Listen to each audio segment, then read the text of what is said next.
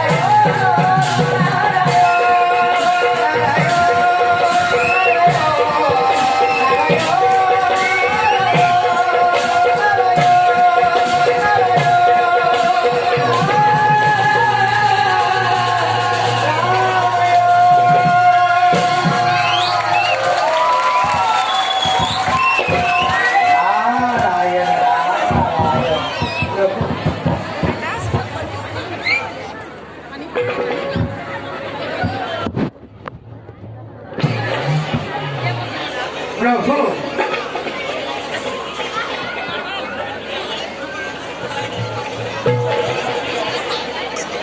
प्रभु অকলে একেবাৰে গভীৰ চিন্তাত মগ্ন আমি জানো তাৰ কিবা সম্ভেদ কাম ভয়ংকৰ বিপদত মই একেবাৰে প্ৰভু হঠাৎ মহাকালৰ আবিৰ্ভাৱ হৈ মহাবলয়ে আগমনি দি মহাকালৰ জলধাৰাই সমগ্ৰ পৃথিৱী ধুৱাই কোনো বস্তু জীয়াই নাথাকে মাত্ৰ দৈত্য আৰু অসুৰটোৰ ভয়ংকৰ এইবোৰ সন্ধান কৰিবলৈ দুষ্ট কিমান সময় হ'ব কৰিব দুষ্টতম আৰু কৰ্তব্য পালন কৰিব আপুনি কথাবোৰ একেবাৰে পাতল কৰি ভাবিছে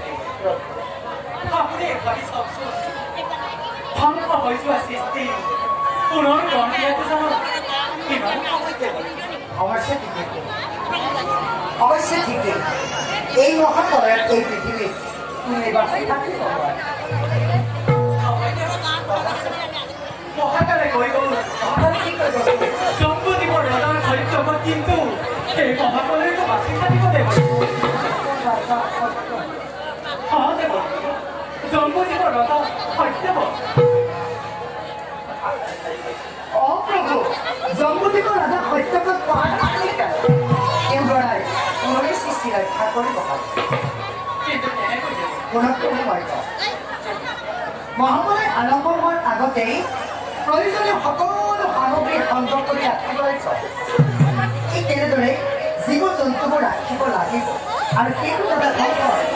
তাৰ ৰখাৰ ব্যৱস্থা কৰিলে পুনৰি সৃষ্টি ৰক্ষা কৰিব পাৰিব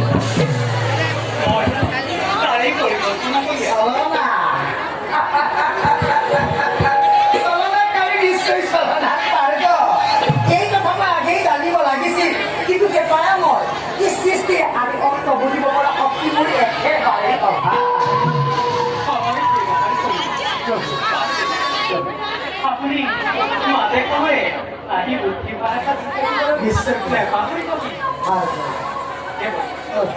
আপুনি এই বাৰ্তা সমাজত কিয় পায় অনাথৰ কি ঘটনা মই দীনবন্ধু তোমাৰ মোৰ মহিলা প্ৰভু তোমাৰ লীলা বুজিবৰ এই জগতৰ শক্তি নাই পাৰিলে পূৰ্ণচৰত অৱক্ষীৰে জনাই প্ৰণাম আপোনাৰ আজ্ঞাত হিৰে তুলি লৈ এনে মই নিষ্পত্তি প্ৰত্যেক